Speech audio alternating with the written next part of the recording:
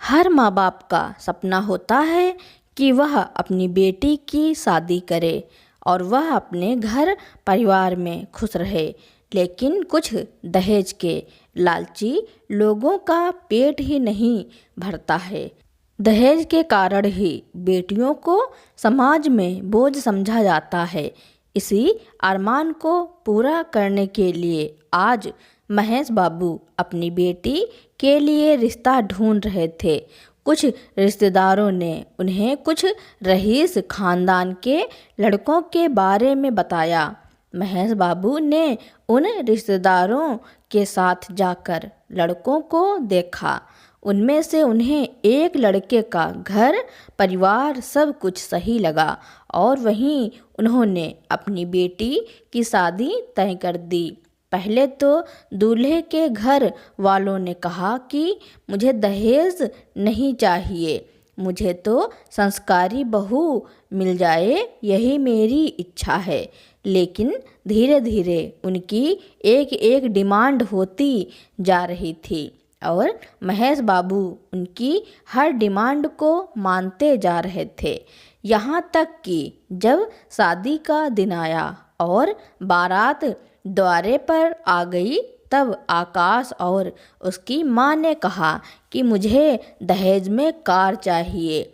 यह बात जब पूनम को पता चली तो उसने शादी से इनकार कर दिया। लेकिन उसके पिता ने उसे समझाया कि बेटी, यह सब बड़ों की बातें हैं, तुम इसमें ना पड़ो और अगर तुमने शादी नहीं की तो हमारी इज्जत खराब हो जाएगी।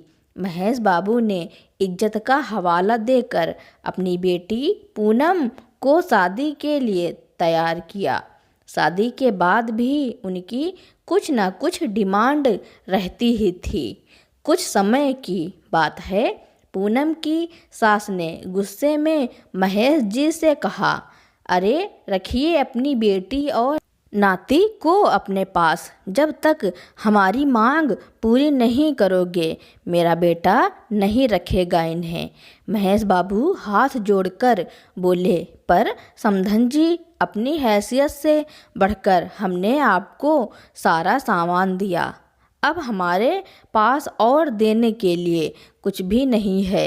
एक और बेटी की शादी करने को बाकी है।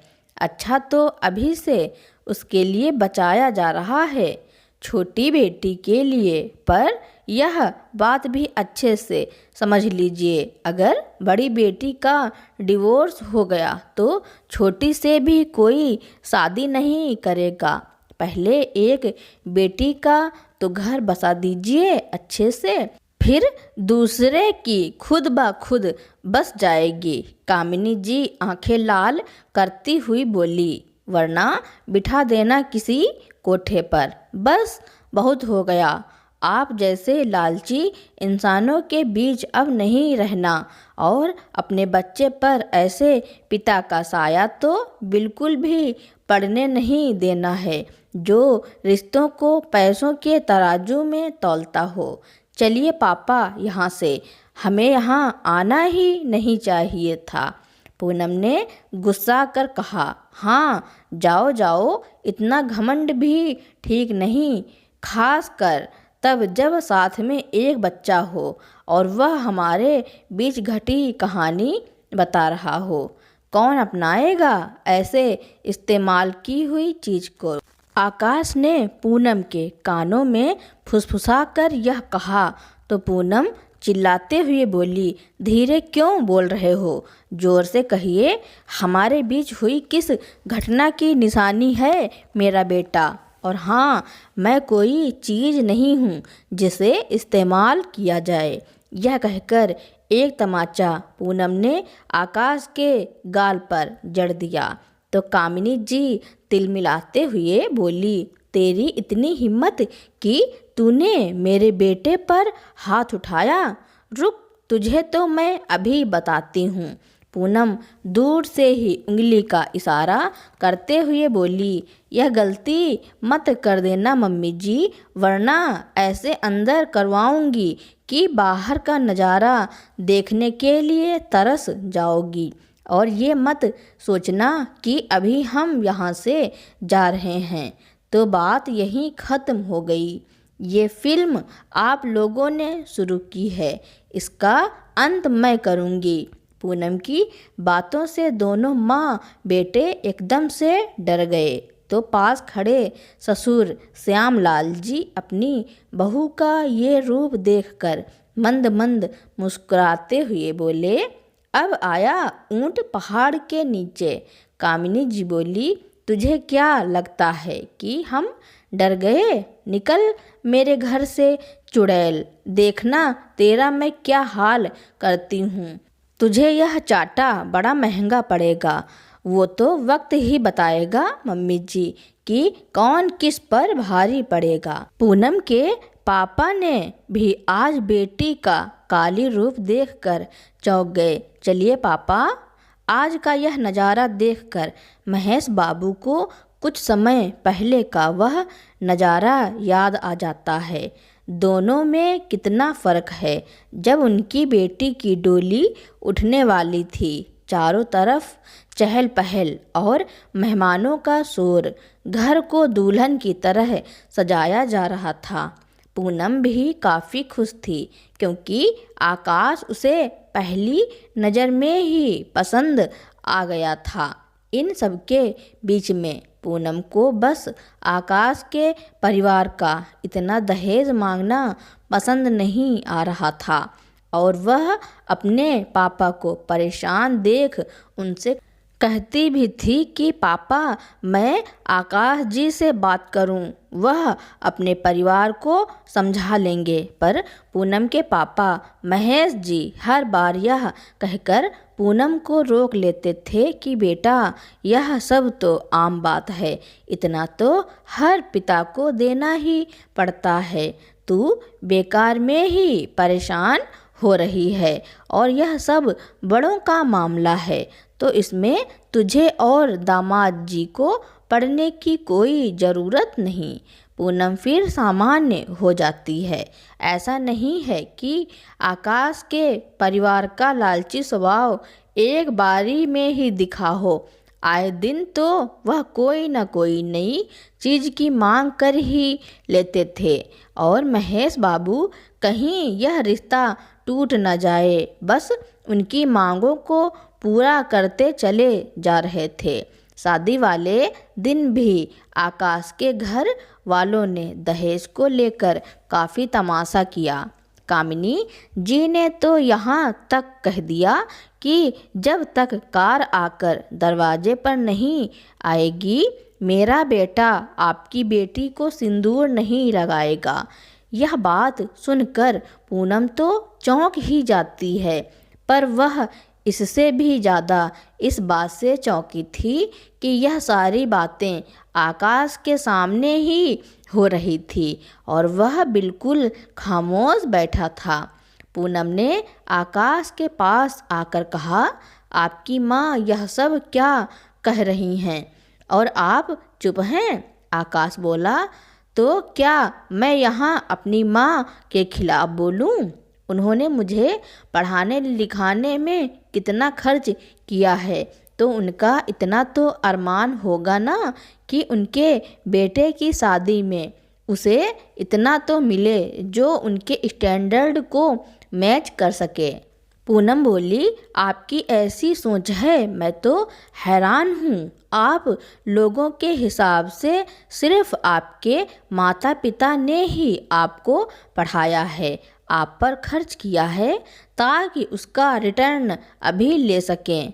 हमें तो जैसे हमारे पापा ने बस सरकारी स्कूल में ही पढ़ाया है। आकाश बोला, देखो तुम लड़की हो और लड़की वालों को दहेज देना ही पड़ता है। इससे कोई फ़र्क नहीं पड़ता कि तुम पर तुम्हारे माता पिता ने कितना खर्च किया है। दोनों में बहस चल रही थी कि तभी आकाश के पापा श्यामलाल जी कहते हैं, अरे कामिनी, यह सब क्या कहे जा रही हो? शादी है हमारे बेटे की, कोई लेन देन का बाजार नहीं। यह जब कह रहे हैं कि दे देंगे बाद में, तो फिर इतना तमाशा क्यों कर रही हो? आकाश बोला, पापा प्लीज़ आप कुछ मत बोलिए, माँ हैंडल कर रही है ना। वैसे भी शादी के बाद किसी ने नहीं दिया तो मैंने अपने फ्रेंड्स को मेरे कार के बारे में बोल दिया है, अब मेरी इज्जत हो जाएगी वहाँ। पूनम बोली, वाह क्या बात है, मेरे पापा के पैसों की कार चाहिए आपको? क्यों आप अपनी कमाई से ले सके, इतना भी दम नहीं है आपके पास? पापा आप थोड़ा अंदर आइए, मुझे कुछ बात करनी है आपसे। पूनम और महेश बाबू अंदर जाते हैं। पूनम बोली, पापा मुझे यह शादी नहीं करनी, आप खुद ही उन्हें मना करेंगे या मैं मना करूं? महेश बाबू बोले, यह क्या कह रही हो तुम बेटी, शादी ब्याह कोई मजाक है क्या? सारे मेहमान खड़े हैं बाहर, मेरी कितनी बेइज्जती होगी, यह सब भी तो सोचो। पूनम बोली, सारी दुनिया की आपको पड़ी है पर अपनी बेटी की नहीं। यह लोग कितने लालची हैं, यह दिख नहीं रहा आपको? इनकी मांगे आगे नहीं बढ़ेंगी, इसकी क्या गारंटी है? मैं कह रही हूँ पापा, अभी भी कुछ नहीं बिगड़ा है, आप इन्हें मना कर दीजिए। महेश बाबू बोले, पर बेटा एक बार जो तेरी बारात लौट गई फिर और कोई तेरा हाथ नहीं थामेगा, और इस शादी में मैंने इतना खर्च भी कर दिया है बेटी, बचा ले अपने पापा की इज्जत, वरना मेरे पास मरने के अलावा और कोई रास्ता नहीं बचेगा। पूनम, पापा ऐसा मत कहिए, ठीक है मैं करूँगी यह शादी। फिर दोनों बाहर चले जाते हैं। बाहर जाते ही श्यामलाल जी कहते हैं, माफ़ कर दीजिए समधी जी, जो शादी में रुकावट आई, पर अब यह शादी नहीं रुकेगी, आप बाद में कार दे देना। फिर दोनों की शादी हो गई। शादी के बाद शुरू होती है पूनम की असल ज़िंदगी। शुरू में तो सब कुछ ठीक रहता है, आकाश भी पूनम को मना लेता है, पूनम भी धीरे धीरे सामान्य हो जाती है और अपने घर गृहस्थी में बिजी हो जाती है। एक दिन पूनम अपने कमरे में अपने कपड़े तह कर अलमारी में रख रही थी कि तभी आकाश पीछे से आकर उसे पकड़ लेता है। पूनम बोली, यह क्या, छोड़िए कोई आ जाएगा।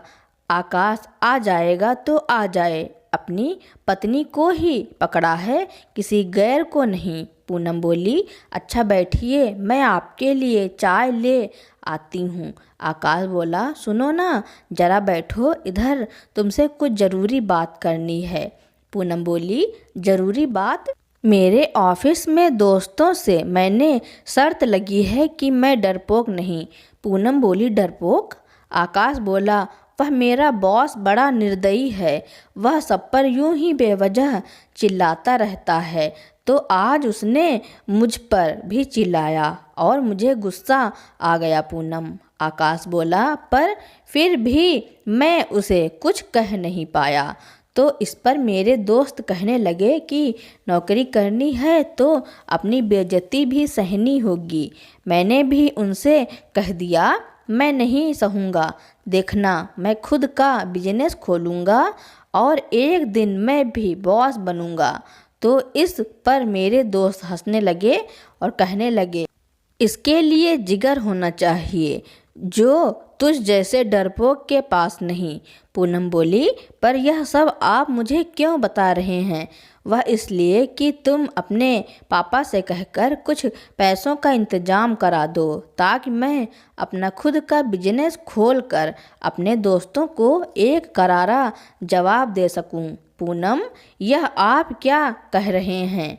पापा ने तो अभी अभी मेरी शादी करवाई, आपके लिए कार खरीदा और अब पैसे?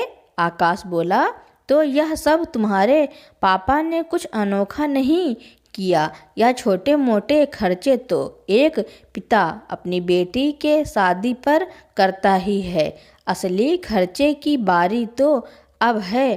पूनम ने कहा, अगर यह छोटे मोटे खर्चे हैं फिर तो मेरे पापा इतना ही कर सकते हैं और आप में हिम्मत है तो खुद के दम पर खड़ा कर लीजिए अपना बिजनेस। पर अब मेरे पापा कोई पैसे नहीं देंगे। आकाश ने कहा, कैसे नहीं देंगे, मैं भी देखता हूँ, और भी बहुत कुछ देंगे। आकाश पूनम से कह के चला जाता है। तभी पूनम चकरा कर गिर जाती है और बेहोश हो जाती है। जब उसे होश आता है तब उसे पता चलता है कि वह माँ बनने वाली है। जिस खबर को सुनकर एक औरत खुश हो जाती है, आज वही खबर पूनम के होठों पर एक मुस्कान तक न ला सकी। कामिनी जी बोली, बधाई हो आकाश, अब तो तेरा खुद का बिजनेस पक्का हो गया। नाना बनने की खुशी में तो पूनम के पापा तुझे हाथों हाथ पैसे दे देंगे। श्यामलाल जी बोले, यह सब क्या बोले जा रही हो तुम? घर में इतनी बड़ी खुशखबरी आई है, उसे मनाने की जगह यहाँ भी व्यापार शुरू कर दिया तुम दोनों ने। कामिनी जी बोली, आप चुप रहिए, हर वक्त अपनी जुबान चलाना जरूरी नहीं। अरे यही तो मौका है उनसे पैसे मांगने का। जो आनाकानी की तो अपनी बेटी को ले जाएं, ऐसा कहेंगे। अब जब पूनम माँ बनने वाली है, वह डर जाएंगे कहीं बेटी का घर ना टूट जाए। इस डर से हम जितना चाहेंगे उतना मांग लेंगे। श्यामलाल जी बोले, इतना लालच भी सही नहीं कामिनी, किसी को इतना भी मत दबाओ कि उसकी सांस ही निकल जाए। जबकि शादी में तुम लोगों ने जो जो मांगा उन्होंने सब दिया, फिर अब यह सब करके कलेश क्यों करना?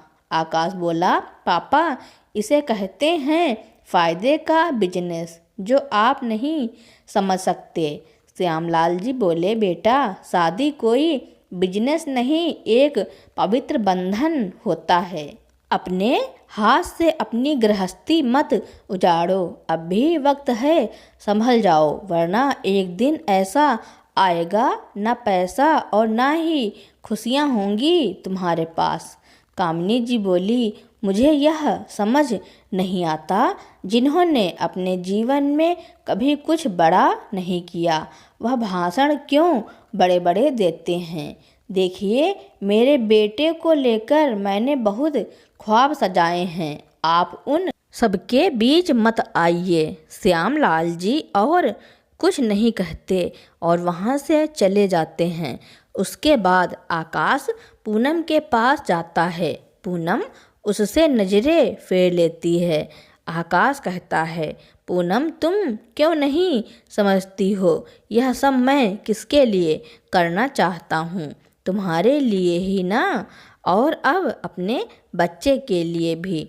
आकाश, क्या हमेशा हमारे बीच में पैसों का लेन देन चलता रहेगा? हम कितने खुश रह सकते हैं, बस आप हमारे बीच इन पैसों को मत लाइए। आकाश बोला, बस यार, आखिरी बार मदद कर दो मेरी, फिर कभी तुमसे पैसों की बात नहीं करूँगा। एक आखिरी बार अपने पापा से पैसे मांग लो, फिर कभी तुमसे कुछ नहीं मांगूंगा। पूनम ने कहा, कितने चाहिए? आकाश ने कहा, यही कोई 5 लाख। पूनम बोली, 5 लाख? ठीक है, मैं बात करती हूँ पापा से, पर यह आखिरी होगा ना? आकाश बोला, पक्का? इसके बाद तुम्हें आगे से कभी पैसों के लिए नहीं कहूँगा। 2 दिनों बाद पूनम आकाश से कहती है, आपके अकाउंट में आ गए पैसे? आकाश कहता है, रुको देखता हूँ। हाँ आ गए, love you, thank you. Poonam लगभग 6 महीने बाद पूनम आकाश से पूछती है, आपने बिजनेस किस चीज़ का शुरू किया है? मुझे तो आप कभी अपने नए बिजनेस के बारे में कुछ बताते भी नहीं, और इधर आप ऑफिस भी रोज़ जा रहे हैं। मैंने कई बार आपसे पूछा, पर आप हर बार मेरी बात को टाल देते हैं। आकाश बोला, अरे पूनम, क्या बताऊं यार, मेरा दिमाग सही जगह पर नहीं है। तुमने जो पैसे दिए थे वह मैंने पार्टनरशिप में एक बिजनेस शुरू किया था। वह पार्टनर धोखेबाज निकला और मेरे पैसे लेकर भाग गया। आकाश, क्या क्या कह रहे हो आप? आपने पुलिस में कंप्लेन नहीं लिखवाई? हाँ, लिखवाया, और पुलिस भी उसे ढूंढ रही है, आकाश ने कहा। इस पर पूनम बोली, फिर आपने अब क्या सोचा है? मैं तो कहती हूँ आप अभी अपनी नौकरी पर ही ध्यान दीजिए, जब तक पुलिस आपके पार्टनर का पता नहीं लगाती। आकाश कहता है, यह तुम क्या कह रही हो पूनम? पता नहीं पुलिस उसे कब पकड़ेगी, वह मिलेगा भी या नहीं। तब तक मैं अपने बॉस का कुत्ता बन जाऊं, पर इसके अलावा और कोई रास्ता भी तो नहीं है। पूनम बोली, रास्ता तो है, पर तुम्हें ही दिख नहीं रहा, या तुम देखना ही नहीं चाहती। पूनम बोली, मैं समझी नहीं, आप कहना क्या चाह रहे हैं? आकाश बोला, देखो, तुम अपने पापा से कुछ और पैसे मांग लो, फिर जब मेरा बिजनेस चल पड़ेगा उनको मैं उनके सारे पैसे लौटा दूंगा। इस बार पूनम गुस्से में लाल होकर कहती है, आपको शर्म नहीं आती है? पिछली बार ही आखिरी है कहा था आपने, पर आज फिर से शुरू हो गए। मेरे पापा को क्या समझा है आपने? कोई करोड़पति? मेरी एक और बहन भी है जिसकी शादी होनी बाकी है। सब कुछ क्या मुझ पर ही लुटा देंगे? आकाश बोला, इतना क्या चिल्ला रही हो? तुम्हारे पापा कुछ महान काम नहीं कर रहे। अरे, यह सारा पैसा अपनी बेटी के उज्जवल भविष्य के लिए ही तो दे रहे हैं ना, और मैं कोई उनका पैसा हजम नहीं करने वाला। कह तो रहा हूँ लौटा दूंगा। कामिनी जी तुरंत वहाँ आई और पूनम को एक थप्पड़ मारते हुए बोली, बहुत जुबान चल रही है तेरी। जब मेरा बेटा कह रहा है कि वो लौटा देगा, तू जा बेटा, कल इसको इसके मायके में ही छोड़कर आ। इसकी डिलीवरी वहीं होगी, वहीं करेंगे इसकी सेवा पानी। सही कहा मम्मी आपने। मैं एक काम करता हूँ, मैं तुम्हें वहाँ कल ही छोड़ आता हूँ। डिलीवरी तक वहीं रहना और एक अच्छा समय देखकर उनसे पैसों की बात कर लेना। कहना कर्ज समझकर दे दें, और हाँ, जब तक पैसों का इंतजाम नहीं हो जाता तब तक इस घर में दोबारा कदम मत रखना। कामिनी जी आंखें लाल करती हुई बोली। पूनम आकाश से आंखों में आंसू लिए हुए बोली, जैसे आप उनका कर्ज चुका ही देंगे। आप क्यों नहीं अपनी नौकरी में ही खुश रहते हैं? हम थोड़े में ही काम चला लेंगे, पर किसी के आगे हाथ नहीं फैलाएंगे। आकाश बोला, देखो, मुझे जो कहना था कह दिया। आगे जो तुमने अगर मेरी बात नहीं मानी तो अंजाम बहुत ही बुरा होगा। यह कहकर आकाश वहाँ से चला जाता है और अगले दिन वह पूनम को उसके मायके छोड़ आता है। मायके में भी आकाश पूनम को फ़ोन पर पैसे मांगने को कहता है, पर पूनम कभी किसी से कुछ नहीं कहती। समय बीतता गया और आकाश ने अपनी दाल गलती ना देख फ़ोन करना ही बंद कर दिया। पूनम के पिता जब उससे आकाश के बारे में पूछते तब पूनम कोई बहाना बता देती, लेकिन जब पूनम की डिलीवरी की खबर के बाद भी आकाश और उसके परिवार ने उसकी कोई सुध न ली, तब मजबूरन पूनम को अपने पिता को सब बताना पड़ा। महेश बाबू बोले, बेटी, इतने दिनों से यह सब चल रहा है और तूने मुझे कुछ बताना जरूरी नहीं समझा। तुम लोग तो बच्चे हो, यह फैसला हम बड़ों के बीच होना चाहिए। चल तुझे मैं वहाँ छोड़कर आता हूँ और समधन जी से इस बारे में बात कर लूँगा। पूनम बोली, पापा मुझे नहीं लगता कोई फ़ायदा होगा, क्योंकि यह लोग सिर्फ पैसों की भाषा समझते हैं। देखा नहीं, इन्हें तो अपनी औलाद की भी परवाह नहीं। महेश बाबू बोले, बेटी हर बात बैठकर सुलझ जाती है, तू चल तो सही, मैं बात करूँगा दामाद जी से। दोनों वहाँ नन्हे मेहमान के साथ पहुँचते हैं, जहाँ नन्हे मेहमान के आने की खुशी किसी को नहीं थी, बस पैसों की बात कर रहे थे सभी। महेश बाबू बोले, दामाद जी आप तो जानते ही हैं, मेरे पास जितना था वह पहले ही आपको दे चुका। अब आप यह सब छोड़ अपने बीबी बच्चे के साथ अपना घर संभालिए। आकाश बोला, क्या दे चुके हैं आप? शादी में तो सभी करते हैं, यहाँ तो हमने कम ही लिया, और जो 5 लाख बाद में दिए वह तो मेरे काम ही नहीं आए। काम कैसे आते? अच्छे मन से देते तब ना। महेश बाबू बोले, 5 लाख? पर वह मैंने कब दिए? इतने में पूनम अपने पापा से अपनी नज़रें चुराने लगती है। महेश बाबू बोले, बेटी सच सच बता, क्या चल रहा है यह सब? पूनम बोली, पापा मैंने आपसे पहले ही कहा था यहाँ मेरी शादी मत करवाइए, यह लोग बहुत लालची हैं, पर आपने अपनी इज्जत का हवाला देकर मेरी शादी करवा दी। शादी पर इतना सब कुछ देने पर भी इन लोगों की भूख खत्म नहीं हुई। कभी नया बिजनेस शुरू करने के नाम पर, तो कभी कोई और बहाना कर बस पैसे ही मांगते रहे। पिछली बार जब इन्होंने आपसे 5 लाख मांगने को कहा, मैंने अपने सारे गहने बेचकर इन्हें वह रुपए दे दिए, क्योंकि उन्होंने कहा था यह आखिरी बार होगा। पर शायद मुझे पता होना चाहिए था इन लोगों का कभी आखिरी नहीं होता। और फिर बाद में इनसे कहा कि वह पैसे आपने इन्हें दिए हैं। कामिनी जी बोली, क्या तुमने अपने सारे गहने बेच डाले?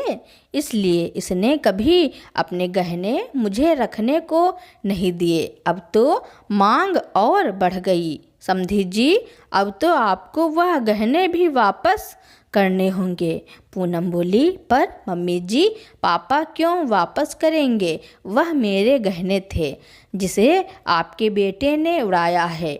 आकाश बोला, अब तुम चुप रहो मक्कार कहीं की, मेरे ही पैसे मुझे देकर अपने पिता का नाम देती हो। पूनम बोली, आपके पैसे? वह गहने मेरे थे, मेरे पापा ने मुझे दिए थे, और अब उन्हें तो लौटाएंगे आप, वरना मैं आप पर केस कर दूंगी। कामिनी जी बोली, क्या सबूत है तुम्हारे पास कि वह गहने मेरे बेटे ने ही लिए हैं, जबकि तुमने खुद उन्हें बेचकर मेरे बेटे को पैसे दिए हैं? पूनम बोली, सबूत नहीं है तो मिल जाएगा, और तब दहेज के मामले में मैं आप सब पर केस करूंगी और अपना सारा कुछ वापस लूँगी। आकाश बोला, जाओ यहाँ से, तुम कुछ साबित नहीं कर पाओगी। मैं चुटकी में तुमसे डिवोर्स लूँगा, और देखना कैसे तुम लोगों का दिया हुआ भी हजम कर लूँगा। पहले भी 5 लाख किया ना हजम, और तुम्हें पता नहीं चला। पूनम बोली, तो क्या वह पैसे आपके पार्टनर ने नहीं लिया? आकाश बोला, लिया ना, मेरी इस पार्टनर ने। यह कहकर आकाश अपनी माँ की ओर इशारा करता है। कामिनी जी बोली, हाँ बेटा, कब से ऐसा हार बनवाना चाहती थी, पर तेरे पापा को तो जानते ही हो, एक साड़ी भी नहीं दिलवाते, तो यह हार कहाँ से दिलवाते। यह कहकर कामिनी जी अपने गले का हार दिखाने लगी। पूनम का गुस्सा सातवें आसमान पर था। वह आकर सीधा आकाश को एक चाटा लगा देती है, जिस पर कामिनी जी भड़क कर कहती हैं, यह चाटा महंगा पड़ेगा। पूनम बोली, महंगा तो पड़ेगा बुढ़िया, अब इस हार की खुशी जेल में मनाना। आकाश बोला, जेल में कौन भेजेगा हमें, जेल तुम बाप बेटी जाओ, पहले यह साबित करो, और जब तक सुनवाई होगी हम अपनी लाइफ एंजॉय कर चुके होंगे। पूनम बोली, पैसों के लिए इतने अंधे हो गए कि यह भी भूल गए आजकल कुछ साबित करना इतना भी मुश्किल नहीं, डिजिटल हो गया है सब कुछ, पति देव, और यह रहा आप लोगों का कबूलनामा। यह कहकर पूनम एक पेन निकालती है जिसमें कैमरा लगा होता है। यह देखकर माँ बेटे के पसीने छूटने लगते हैं और आकाश उसे छीनने की कोशिश करने लगता है, पर तब तक पीछे से पुलिस आ जाती है और दोनों माँ बेटे को पकड़ लेती है। महेश बाबू एक बार अपनी इज्जत के चलते अपनी बेटी की बातों को नज़रअंदाज किया था, पर अब उसकी बातों को मानकर इस दुनिया को नज़रअंदाज करूँगा जो दहेज को अपना समर्थन देता है। चल बेटा अपने घर, इन दहेज लोभियों को अब कानून सजा देगा। रुकिए पापा, एक काम बाकी है। यह कहकर वह जाकर कामिनी जी के गले से वह हार खींच लेती है और कहती है, यह तो बस शुरुआत है, आगे देखिए सब कुछ इसी तरह है। जो आप लोगों से छीन कर ना ले लिया तो कहना। उसके बाद पुलिस कामिनी जी और आकाश को गिरफ्तार कर ले जाते हैं और श्यामलाल जी की बात सच साबित होती है कि एक दिन ना तुम लोगों के पास पैसे रहेंगे और ना ही खुशियाँ। दहेज के लोभियों के कारण ही कई बेटियों को मानसिक पीड़ा का सामना करना पड़ता है और कई तो आत्महत्या कर जान ही दे देती हैं। तो दोस्तों, इस कहानी के बारे में आपका क्या कहना है और यह कहानी आपको कैसी लगी कमेंट में ज़रूर लिखना। मेरी कहानी सुनने के लिए आपका बहुत बहुत धन्यवाद। अगर आप मेरे चैनल पर नए हैं या फिर आपको मेरी कहानी अच्छी लगती हो तो फिर मेरे चैनल को लाइक, कमेंट, शेयर, सब्सक्राइब एवं बेल आइकन का बटन दबाना ना भूलें ताकि मेरी नई नई कहानियाँ आप तक पहले ही पहुँचती रहें।